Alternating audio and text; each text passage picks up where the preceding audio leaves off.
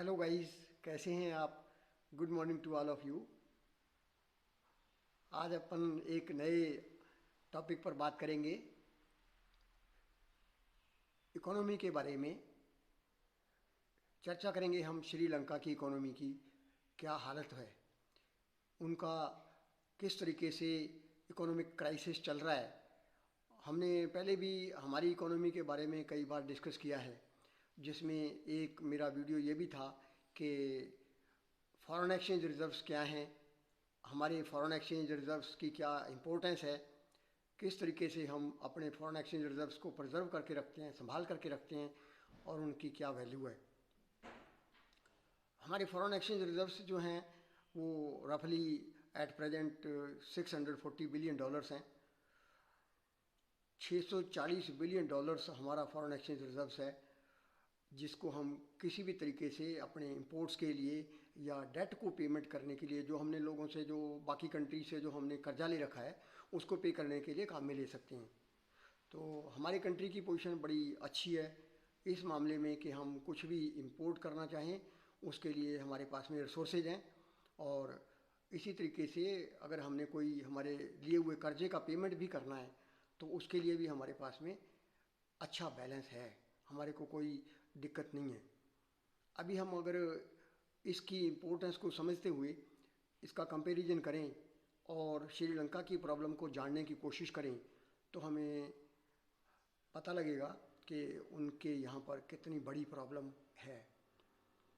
सबसे बड़ी बात कि उनके जो फॉरेन एक्सचेंज रिजर्व्स हैं अभी वो बहुत ही कम, 1.6 बिलियन डॉलर्स ओनली, मतलब सिर्फ 1.6 मिनिमम अमाउंट है, दैट इज़ जस्ट नेग्लिजिबल। और ये जो बैलेंस है उनके पास में, डॉलर का बैलेंस, ये मुश्किल से एक हफ्ते के इंपोर्ट के लिए काफ़ी है। तो उनके यहाँ पर समस्या है, क्योंकि उनको बहुत कुछ खाने पीने का सामान इंपोर्ट करना पड़ता है। और जो अभी जो सिचुएशन आई है ये डेट का भी है, उनके ऊपर कर्जा बहुत है, फॉरेन एक्सचेंज रिजर्व्स है नहीं। फॉरेन एक्सचेंज रिजर्व्स जो हैं वो 1.6 बिलियन डॉलर्स हैं, जैसा मैंने अभी बताया। अभी सिर्फ इसी साल में उन्होंने जो कर्जे का रीपेमेंट करना है वो 7.3 बिलियन डॉलर्स है। मतलब वो कर्जा पे नहीं कर पाएंगे, इसका मतलब कंट्री बैंकरप्ट हो जाएगा। वो कर्जा पे नहीं कर पाएंगे, डेफिनेटली इसको और क्या कहेंगे कि कंट्री बैंकरप्ट हो जाएगा। इवन सिर्फ जनवरी के महीने में उन्होंने 500 मिलियन डॉलर्स का डेट रीपेमेंट करना है। ये थोड़े से फिगर्स हैं जो एक अंदाज़ा देते हैं कि उनके यहाँ पर डॉलर का कितना बड़ा क्राइसिस है और इसका क्या असर पड़ा है ये अभी अपन देखेंगे। उन्होंने सबसे बड़ी बात कि फूड क्राइसिस हो गया। जो इंपोर्ट करते थे वो आइटम अभी नहीं कर पाते हैं, तो उनके यहाँ पर फूड आइटम्स बहुत मुश्किल मिलते हैं।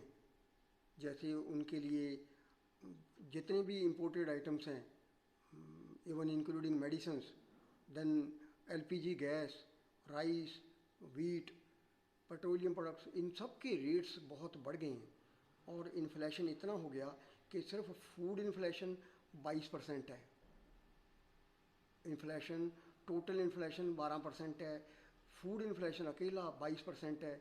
ये इसका कारण यही है कि वहाँ पर इम्पोर्ट मुश्किल हो गया है, तो खाने पीने का सामान भी नहीं मिलता है। और जो मार्केट बीजी मार्केट होता था वो खाली खाली मार्केट नज़र आता है। अभी इसके चलते उन्होंने कि अभी क्या ऑयल रिफाइनरी बंद कर दी, क्योंकि उनके पास में कच्चा तेल इंपोर्ट करने के लिए पैसे ही नहीं हैं। तो उन्होंने ऑयल रिफाइनरी इंपोर्ट करने के लिए, कच्चा तेल इंपोर्ट नहीं करेंगे तो रिफाइनरी का भी क्या करेंगे। इसी तरीके से 3 हाई कमीशन ऑफिस उन्होंने बंद कर दिए, जिनमें से एक जर्मनी का भी है, क्योंकि हाई कमीशन बाहर रहेगा तो उसके लिए खर्चा ऑफिस का लगता है, लेकिन वो इस खर्चे को नहीं झेल पाएंगे। उन्होंने हाई कमीशन के ऑफिसेज भी बंद कर दिए, 3 ऑफिसेज बंद किए। और अभी ये जो सिचुएशन आई है डॉलर के कारण आई है। अभी डॉलर क्राइसिस अगर है तो इस तरीके से ये पोजीशन आई क्यों, उसका मेन कारण जो है वो पेंडेमिक ही है। क्योंकि जो कोरोना के कारण, कोविड के कारण जो उनका जो टूरिज़्म बिजनेस था वो बैडली इफ़ेक्ट हुआ है। टूरिस्ट जो हर साल करीब 2 लाख टूरिस्ट आते थे वो अब कम हो गए। अकेले दिसंबर के महीने में 89,000 टूरिस्ट आए, लेकिन अभी लगातार संख्या कम होती जा रही है। तो टूरिज़्म बिजनेस बैडली इफ़ेक्ट हुआ है। उनके यहाँ से जो एक्सपोर्ट होता था, जैसे अभी गारमेंट्स वगैरह, तो वो भी कम हो गया, एक्सपोर्ट्स नहीं है। और उनके यहाँ पर अभी जो लोकल जो प्रोडक्शन था वो भी कम हो गया। लोकल प्रोडक्शन कम होने का एक बहुत बड़ा कारण ये है, सबसे बड़ी बात, कि उनकी सरकार ने ऑर्गेनिक खेती के लिए ऑप्शन रखा कि अभी केमिकल फर्टिलाइज़र्स को यूज़ नहीं करेंगे, तो जो पैडी और जो राइस वगैरह का जो प्रोडक्शन था वो बहुत कम हो गया। क्योंकि फर्टिलाइज़र्स यूज़ नहीं करेंगे, ऑर्गेनिक खेती के लिए जाएंगे, तो उसके लिए जो कल्टीवेशन था वो कम हो गया, और जो खाने पीने का सामान था उसका प्रोडक्शन बहुत कम हो गया। पैडी और टी वगैरह जो मेन क्रॉप्स थी वो अभी उतनी फसल आई नहीं। तो ये ऑर्गेनिक खेती का भी एक ऑप्शन जो था उसका भी बुरा असर पड़ा है।